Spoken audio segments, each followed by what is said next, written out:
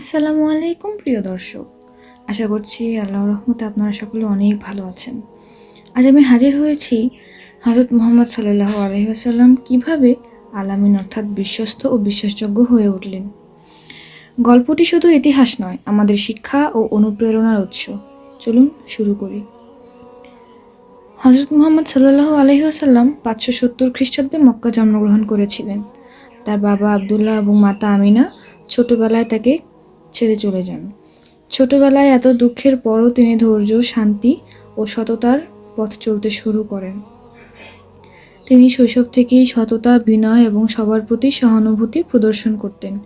শিশু বয়স থেকেই ছিলেন অন্যদের থেকে আলাদা।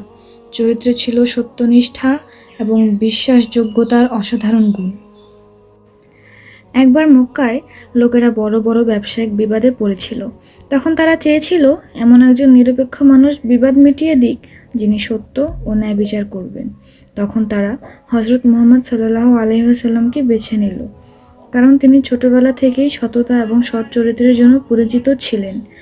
লোকেরা তাদের সম্পদ ভাগাভাগি নিয়ে বিবাদ করছিল।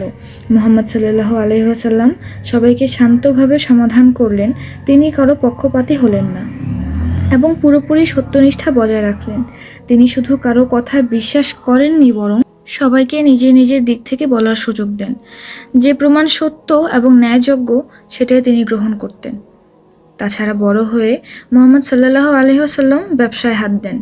তার সততা ও ন্যায়পরায়ণতার জন্য মানুষ তাকে আল আমিন বলে ডাকে, যার অর্থ বিশ্বাসযোগ্য এবং সততার প্রতীক।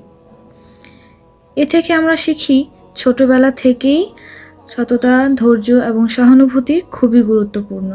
হযরত মুহাম্মদ সাল্লাল্লাহু আলাইহি ওয়াসাল্লামের জীবন প্রমাণ করে সততা ও বিশ্বাসযোগ্যতা আমাদের ব্যক্তিত্বকে উন্নত করে।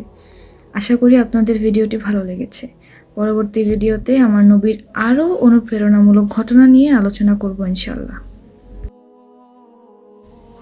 প্রিয় দর্শক, এটি আমার চ্যানেলের নতুন এবং প্রথম ভিডিও।